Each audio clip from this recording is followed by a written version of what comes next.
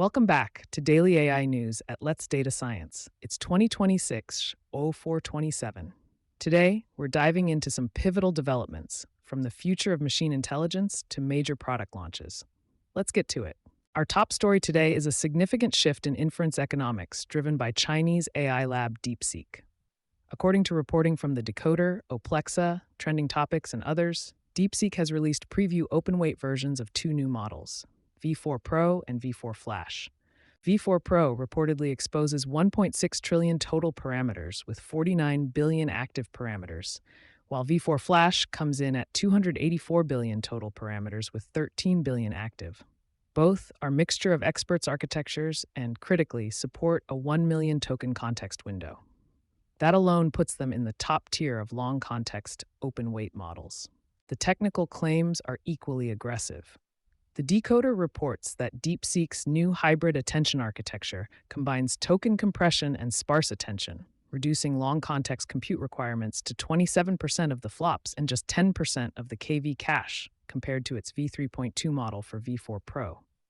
The training reportedly used up to 33 trillion tokens.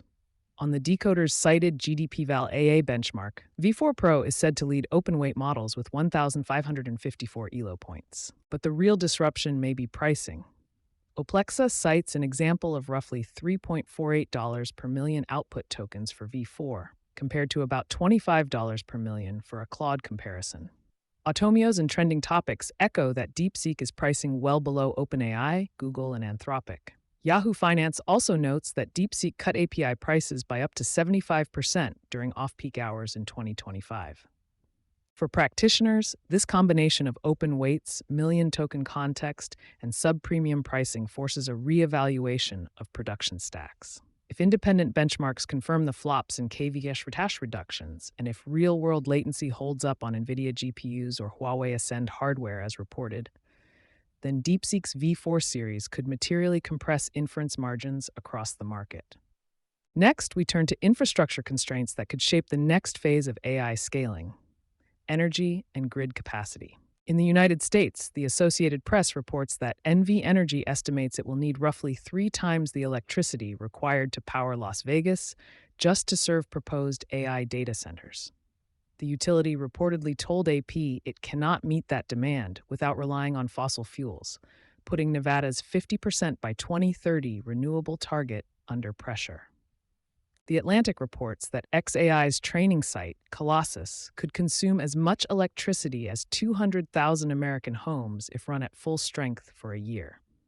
Elon Musk has written that the facility and 2 nearby sites could require nearly 2 gigawatts of power when fully operational. Meanwhile, Bloomberg reports that almost half of planned U.S. data center projects are facing delays or cancellations due to shortages of transformers, switchgear, and other electrical equipment. MIT Technology Review has analyzed AI's broader energy footprint, highlighting undercounted carbon and water impacts, and citing large-scale proposals such as a reported $500 billion Stargate initiative associated with OpenAI and the federal government. The takeaway for ML leaders is clear. Grid-level generation capacity and medium-voltage distribution hardware are now gating factors for compute scaling.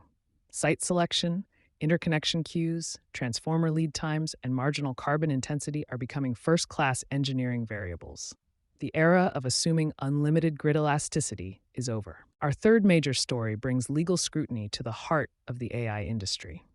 Jury selection begins today in Oakland for the federal civil trial brought by Elon Musk against OpenAI CEO Sam Altman and others over OpenAI's transformation from a nonprofit to a for-profit structure. Reuters reports that U.S. District Judge Yvonne Gonzalez-Rogers dismissed Musk's fraud and constructive fraud claims at his request, but allowed breach of charitable trust and unjust enrichment claims to proceed. The Guardian and Reuters report that Musk is seeking damages in the range of $134 to $150 billion, depending on the estimate cited. Unsealed court filings reported by The Washington Post and other outlets include private emails, texts, and diary entries from Musk, Altman, and other Silicon Valley figures. Microsoft is repeatedly identified in press coverage as a major investor in OpenAI, and Reuters has reported that OpenAI is preparing for a potential IPO that some coverage places at valuations as high as $1 trillion. For practitioners, this case is more than a personality clash. It is a rare public examination of governance structures that blend nonprofit missions with investor backed commercial entities. Testimony and judicial findings could influence how future AI ventures structure capital, IP ownership, and board oversight. Finally, in our top stories, at Google Cloud Next in Las Vegas, Google Cloud unveiled a vertically integrated agentic AI stack anchored by new silicon and enterprise partnerships. TechCrunch reports that Google introduced two 8th-generation tensor processing units, the TPU-8T for training and the TPU-8i for inference. Google claims up to 3 times faster training, 80% better performance per dollar, and scaling to more than 1 million TPUs in a single cluster. The Google Cloud blog detailed new agent-focused capabilities, including agent identities, model armor for AI-specific security, and integrations with Wiz to generate an AI bill of materials. Reuters reports that Merck will invest up to $1 billion over multiple years to adopt Google Cloud infrastructure and Gemini enterprise tooling across drug research and operations. Google Cloud is clearly positioning itself as an end-to-end stack provider, spanning custom chips, managed models like Gemini Enterprise, orchestration layers, and security controls. For enterprise teams, the question will be whether vendor-reported TPU gains hold up under independent benchmarking and how agent governance tooling integrates into existing compliance frameworks. Now, for a few other key updates in our lightning round. OpenAI has published a 5-principle framework for AGI development and governance, pledging to resist concentrating AI power and to collaborate with companies and governments. While high-level, the framework could shape regulatory debates and cross-sector coordination as AGI discussions intensify. Anthropic confirmed that performance issues in Claude Code were caused by 3 product layer changes and a caching bug. According to the Decoder and VentureBeat, a lowered default reasoning effort, a caching optimization that deleted session reasoning history, and tighter verbosity constraints led to measurable quality drops.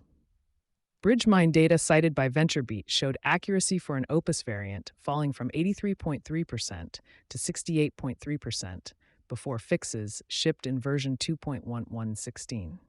It's a reminder that product layer defaults and cache behavior can significantly impact developer-facing quality. In semiconductors, UPI reports that SK Hynix is expanding HBM3E sales and sampling HBM4 ahead of mass production, even receiving an IEEE Corporate Innovation Award. At the same time, AOL and BIGO report that Samsung Electronics faces union rallies involving roughly 40,000 participants and a threatened 18-day strike from May 21st to June 7, 2026. In a market where early HBM validation determines accelerator design wins, any production disruption could shift share. In Japan, LifePrompt Inc. reports that OpenAI's ChatGPT 5-point thinking scored 503 out of 550 on the University of Tokyo Natural Sciences exam and 452 out of 550 on Humanities and Social Sciences, exceeding top human scores. Essay responses were graded by teachers from Kawaijuku. While methodology matters, structured examinants combined with multimodal input pipelines continues to signal steady reasoning gains. And finally, Wired, Forbes, and Business Insider document the rise of Rent-A-Human, a marketplace that lets AI agents hire people for physical world tasks via a Model Context Protocol server. HelpNet Security summarizes legal analysis by Joshua Krook of the University of Antwerp, warning of potential criminal liability gaps when agents decompose tasks across multiple human contractors. It's a striking example of how agentic systems are extending into the physical world. And that's your AI briefing for today. The landscape is moving faster than ever, and we'll be here to track it with you. For more insights, visit us at letsdatascience.com. Thanks for tuning in, stay curious, and we'll be back tomorrow with the latest in AI.